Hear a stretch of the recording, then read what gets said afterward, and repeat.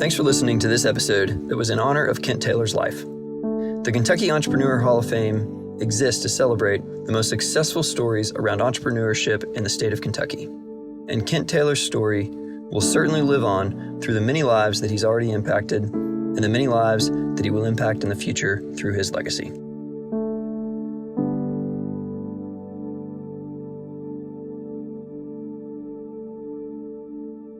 I've always been a hard worker and very persistent, ever since I stepped foot on the track at Ballard High School in Louisville, Kentucky.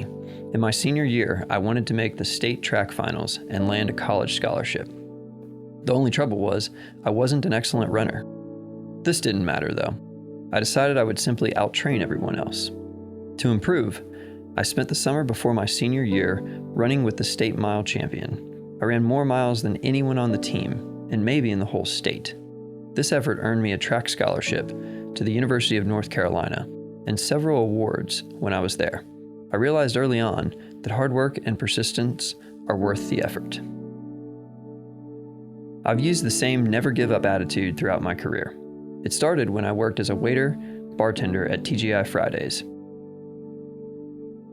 I was ambitious. It wasn't long before I became general manager at the Bennigan's in Richardson, Texas, where I started developing new market ideas and passing them to the CEO. Unfortunately, these ideas were ignored. I had plans for a people-first culture focused on employees and customers, which is what I ended up using later at the Texas Roadhouse chain. The journey to creating a highly successful restaurant chain was not easy. I had handfuls of ideas for innovations. I shared them with anyone who would listen. John Y. Brown Jr. of Kentucky Fried Chicken heard from me a lot. Over 7 years, I was turned down by potential investors more than 100 times. Instead of taking each rejection to heart, though, I turned it into a game. I started keeping track of the times I was turned down. Now that was a numbers game. I had to keep trying. Nothing would stop me from attempting to pitch an idea. Once I was on an airplane with Larry Bird. He sat in first class while I sat in coach. No problem. I asked a flight attendant to deliver a proposal to the basketball legend. She didn't do it because he was sleeping throughout the flight, but I didn't give up. When we exited the plane, I followed Bird to his car. No luck there either, as he just jumped in, locked the doors, and took off, thinking I was a crazed fan. I also tried to reach Ross Perot while I was on my honeymoon in Bermuda. I rode a rented moped to Perot's gated community and said I had a package to deliver. Unfortunately, nobody answered the door. The same thing happened with Garth Brooks. I tried to deliver beer and ribs to his house several times, but he was never home. And at the top of the list was John Y. Brown Jr. Brown kept turning me down, but he listened closely to each pitch. I simply never stopped asking. Eventually, he called me in to turn around some underperforming restaurants, and that's when Buckhead Grill and Bar was born. I learned a lot at Buckhead, such as the importance of high-quality food. I also learned how to cope when parts of the business were failing. I hired a new chef, but that wasn't enough. 3 of the first 5 restaurants failed, so I hit the pavement again. I had an idea that a Texas-based concept would do better, so I jumped into making presentations based on a new business plan. I put together dozens of investment packages and met with investors one after another. Finally, I found a taker in Dr. John Rhodes of Lunel, and he introduced me to 2 other doctors. I sketched my business plan out for him on a napkin, and he ended up funding the new venture. On February 17, 1993, Texas Roadhouse in Clarksville, Indiana, opened its doors. The early days were rough for Texas Roadhouse. 3 of the first 5 restaurants failed, and I struggled to make ends meet. I read everything I could about business, including books by entrepreneurs such as Sam Walton and Jack Welch.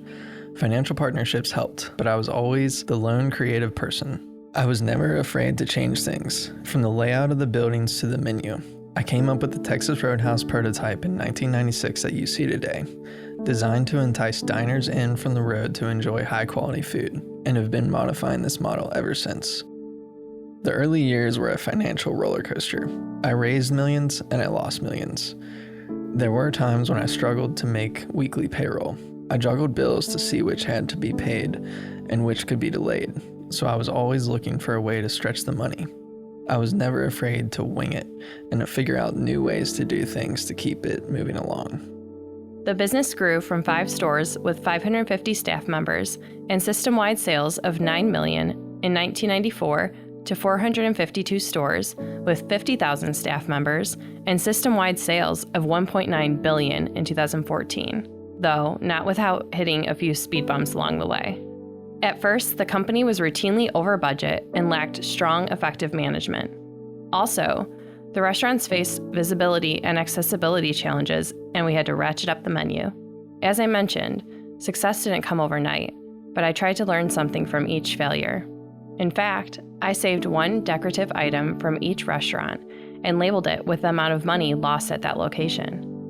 I mounted these souvenirs in my office as reminders of the lessons learned, and they remain there to this day. At Texas Roadhouse, we've always placed a premium on an employee-first culture and fun. That's one of the reasons for our success. The Texas Roadhouse mascot, Andy Armadillo, makes guest appearances, especially on kids' nights. So do celebrities such as Coach John Calipari and Willie Nelson. Don't play poker with Willie. He'll just smile the whole time he takes your money.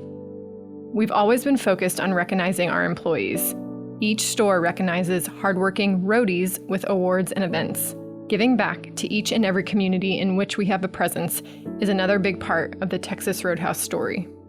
We've worked with Special Olympics, Homes for Our Troops, humanitarian projects in Cabo San Lucas, and New Orleans Homes in a Box program for post-hurricane rebuilding. I'm particularly proud that we offer a free lunch to any retired or active military member on Veterans Day. Last year, we gave away 300,000 meals.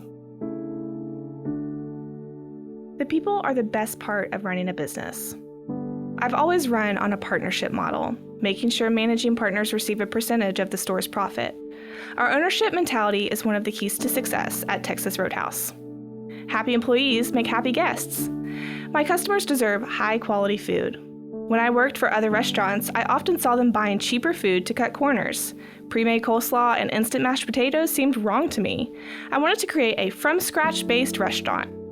Cost cutting in this area would mean sales cutting. That's why Texas Roadhouse is the only casual restaurant that still hand cuts its steaks in-house.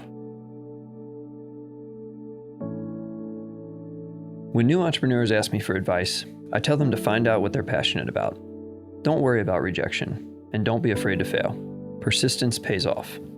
I benefited from being turned down for years. If I had received the money for my business in the first few years, I might have screwed it all up. I wasn't ready. Learning at every stage is the key. I would like to thank my parents, children, and family for always believing in me, along with all of the early partners and mentors who helped make this dream a reality.